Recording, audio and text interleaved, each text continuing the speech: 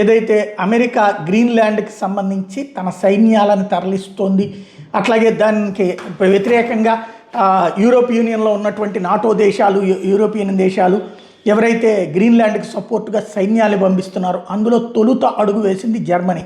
అయితే అదేదో వందల్లో వేలలో పంపించిందంటే కాదంట, ఒక 15 మందిని పంపించిందంట సంఘీభావం అన్నటువంటి కోణంలో. అయితే ఎప్పుడైతే గ్రీన్లాండ్ విషయంలో తన వాదనకి వ్యతిరేకంగా వ్యవహరించే నాటో దేశాలకి కూడా టారిఫ్లు అంటూ 10 దేశాల మీదన టారిఫ్లు వేశాడు ట్రంప్.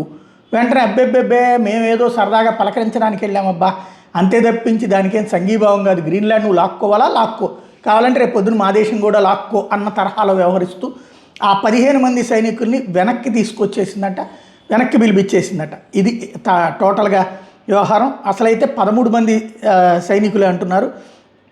గ్రీన్లాండ్లో 15 నుంచి 17 మందిని పంపించి అందులో 13 మందిని వెనక్కి పిలిపించింది అన్నటువంటి చర్చ జరుగుతోంది.